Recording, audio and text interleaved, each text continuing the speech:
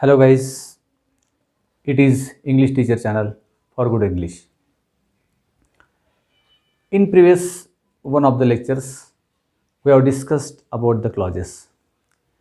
In fact, that was just introduction of clauses, simple sentence, complex sentence and compound sentence. Today, we shall study adjective clause.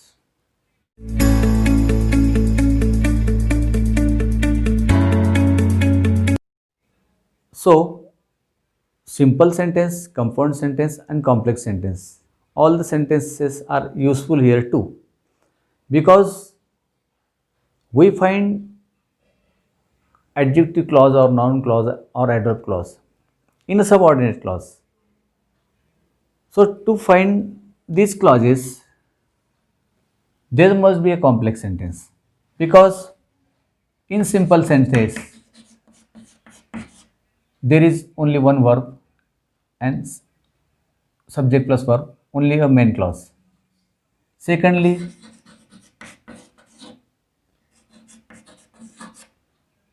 in compound sentence there are two clauses, but both the clauses are main clauses and they are connected with and, but, for, so, and both the clauses are related with one another. And in complex sentence there is one main clause and one subordinate clause.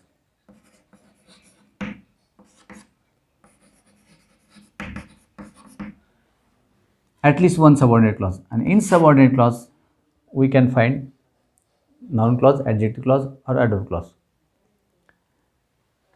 So while studying clauses, the sentence must be complex sentence. म्हणजे clause शोधायचा असेल तर ते वाक्य मिश्र वाक्य असलं पाहिजे हे निश्चित. उपवाक्याचे हे प्रकार आहेत आणि त्यामुळे उपवाक्य आपल्याला शोधता आलं पाहिजे वाक्यामध्ये. मेन क्लॉज कोणता आहे, सबऑर्डिनेट क्लॉज कोणता आहे, आणि सबऑर्डिनेट क्लॉज त्या ज्या प्रकारचं काम करत असेल त्या प्रकारचं नाव आपण त्याला देतो. नाही तर मग ॲडजेक्टिव्ह क्लॉज शोधा. आता ॲडजेक्टिव्ह क्लॉज कुठे राहतो हा प्रश्न पडतो. ॲडजेक्टिव्ह क्लॉज काही इथे राहणार नाही, इथे राहणार नाही, तो कॉम्प्लेक्स सेंटेन्समध्येच राहील. जे उपवाक्य आहे ते उपवाक्य जर ॲडजेक्टिव्हचं काम करत असेल तर आपण त्याला ॲडजेक्टिव्ह क्लॉज म्हणतो. आता वाक्यामध्ये काही ठिकाणी विशेषण असतं, he is a clever boy. आता इथे फक्त ॲडजेक्टिव्ह आहे हा clever. Adjective is a word that qualifies the noun. नामाबद्दल विशेष माहिती तो सांगतोय. बॉय कसा आहे, clever. How is the boy, clever. मग आता आपण फक्त हा शब्द आहे इथे ॲडजेक्टिव्ह म्हणून, ॲडजेक्टिव्ह क्लॉज नाही आहे. मग आपण त्याचा क्लॉज बनवूया. क्लॉजसाठी काय लागेल, एक कर्ता आणि क्रियापद लागेल. कर्ता क्रियापद असेल तर तो क्लॉज होतो. मग आता बघू बरं आपण. ही इज अ बॉय, हे झालं एक sentence, main clause. He is a boy who is clever. तो एक मुलगा आहे जो हुशार आहे. आता जो हुशार आहे, कोण हुशार आहे, अ बॉय. म्हणजे हा क्लॉज हे मेन क्लॉज झालं वरचं आणि सबऑर्डिनेट क्लॉज झालं. मेन क्लॉज ओळखता आला, सबऑर्डिनेट क्लॉज ओळखता आला. आता सबऑर्डिनेट क्लॉज काय काम करतोय, who is the clever, who is clever. He is a boy who is clever, म्हणजे हा या मुलाबद्दल माहिती सांगतोय. म्हणून हे उपवाक्य ॲडजेक्टिव्हचं काम करतं इथे. The subordinate clause is qualifying the noun in the main clause. So this is adjective clause. Second, sometimes there may be single word adjective, there may be adjective phrase. आता बघू बरं. I met a blue-eyed girl. आता मी blue डोळे असलेल्या मुलीला भेटलो. आता blue eyed girl ही adjective phrase आहे. Phrase is a group of words. Phrase म्हणजे शब्दांचा समूह. तो ॲडजेक्टिव्हचं काम करतो इथे. तर मग आपण ही फ्रेज काढून एक क्लॉज टाकून देऊ, म्हणजेच ॲडजेक्टिव्ह क्लॉज होईल तो. I met a girl whose eyes were blue. बघा, I met a girl special वाक्य, मेन क्लॉज, आणि जिचे डोळे ब्ल्यू आहेत याला स्वतःचा काय अर्थ नाही, हे उपवाक्य झालं. मग पण हे उपवाक्य कोणाबद्दल माहिती सांगते, या गर्लबद्दल माहिती सांगते, म्हणजेच हा ॲडजेक्टिव्ह क्लॉज आहे. I met a girl whose eyes were blue. Whose eyes were blue हे उपवाक्य सबऑर्डिनेट क्लॉज आहे आणि ते ॲडजेक्टिव्हचं काम करते. अशा प्रकारे आपण ॲडजेक्टिव्ह क्लॉज ओळखतो. म्हणजे ॲडजेक्टिव्ह क्लॉज ओळखण्यासाठी कॉम्प्लेक्स सेंटेन्स असलं पाहिजे, मिश्र वाक्य असलं पाहिजे, आणि त्याचं उपवाक्य आणि मुख्य वाक्य आपल्याला शोधता आलं पाहिजे. नंतर मग आपण ठरवू की ते नामाचं काम करते तर नाऊन क्लॉज, आणि जर ॲडजेक्टिव्हचं काम करत असेल ॲडजेक्टिव्ह क्लॉज, आणि जर ॲडव्हर्बचं काम करत असेल तर ॲडव्हर्ब क्लॉज. उपवाक्याचे प्रकार आहेत 3, आणि ते आपण क्लॉज वाक्यामध्ये शोधतो. हे वाक्य शोधताना, क्लॉजेस शोधताना त्या वाक्याचं उपवाक्याचं काम काय आहे ते आपल्याला समजलं पाहिजे. तर काही उदाहरणं आपण घेऊ ॲडजेक्टिव्ह क्लॉजचे, म्हणजे आपल्याला लक्षात येईल की ॲडजेक्टिव्ह क्लॉज कुठून सुरू होतो, कोणत्या शब्दापासून सुरू होतो, कशा प्रकारचं वाक्य असतं. तर आपण काही वाक्य घेऊ, त्याच्यामध्ये आपण चर्चा करू. ॲडजेक्टिव्ह क्लॉज आपल्याला ओळखायचं आहे. पहिलं वाक्य, I have a dog whose colour is black, असं वाक्य आहे.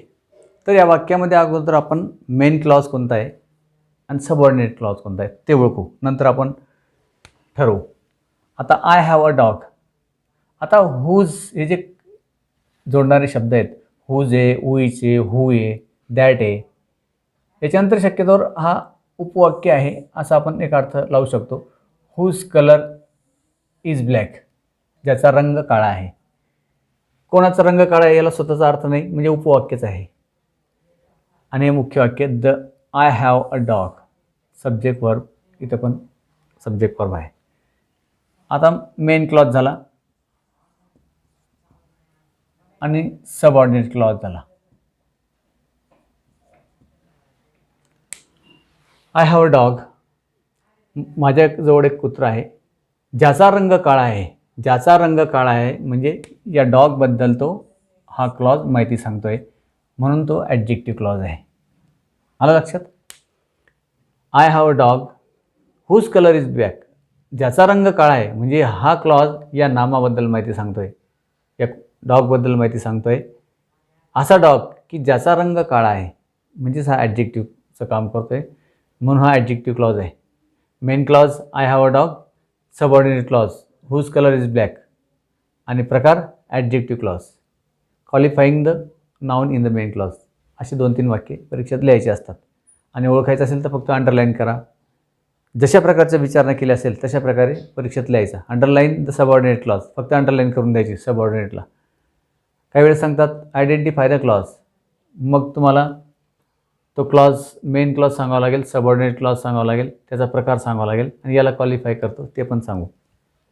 दुसरं वाक्य, we met a man who was a thief, जो चोर होता.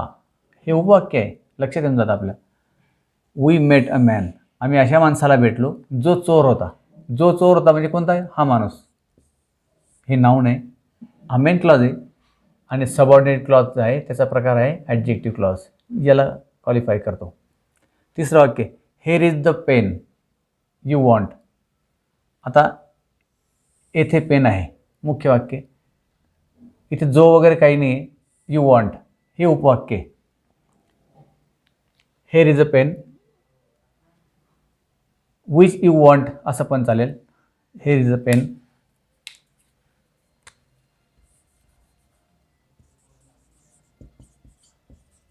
विच यू वॉन्ट, जो तुला पाहिजे तो पेन आहे, म्हणजे मग हे उपवाक्य आहे. ॲडजेक्टिव्ह पेनबद्दल माहिती सांगतोय, द पेनबद्दल माहिती सांगतोय हा clause, adjective clause. He who writes more will pass the exam. आता इथे मेन क्लॉज कोणता आहे ते थोडंसं कठीण आहे. आता बघा, ही विल पास द एक्झाम हा मेन क्लॉज आहे. इथे मेन क्लॉज फोडून मध्ये सबऑर्डिनेट क्लॉज टाकलेला आहे. मेन क्लॉजचे 2 भाग करून मध्ये सबऑर्डिनेट क्लॉज टाकला आहे, म्हणजे तो ओळखायला आपल्याला थोडासा कठीण वाटतं. म्हणून he will pass the exam main clause. He जो राईट्स मोर हा सबऑर्डिनेट क्लॉज आहे. हा मेन क्लॉज आहे, हा सबऑर्डिनेट क्लॉज आहे.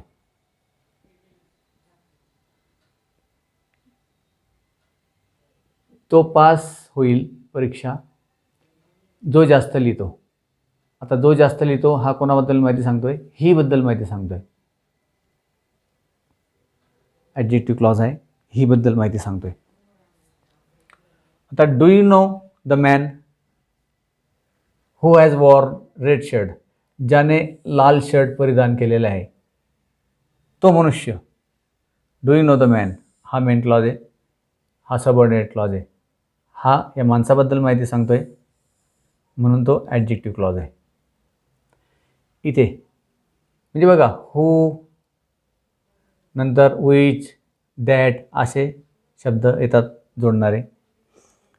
जोडणारे म्हणण्यापेक्षा तो क्लॉज तिथून सुरू होतो. शब्द जोडणाऱ्याने येते त्या शब्दापासून तो क्लॉज सुरू होतो. He lived in the city where he was born. तो अशा शहरात राहिला, मेन क्लॉज आहे, जेथे त्याचा जन्म झाला होता. मग आता जेथे त्याचा जन्म झाला होता त्या शहराबद्दल तो माहिती सांगतो येतो हा क्लॉज, म्हणून तो ॲडजेक्टिव्ह क्लॉज आहे. Main clause, subordinate clause. Subordinate clause कोणत्या प्रकारचा आहे? ॲडजेक्टिव्ह क्लॉज प्रकार आहे तो, कारण तो या नामाबद्दल माहिती सांगतो. वी लाईक द सॉन्ग, आम्हाला गाणं आवडतं. कसं? दॅट इज स्वीट, जे मधुर आहे ते गाणं आम्हाला आवडतं. मग जे मधुर आहे ते काय? The song. सॉन्गबद्दल हा क्लॉज माहिती सांगतो म्हणून ॲडजेक्टिव्ह क्लॉज आहे.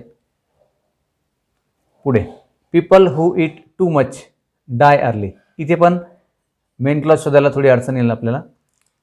पीपल डाय अर्ली हा मेन क्लॉज आहे. लोक लवकर मरतात.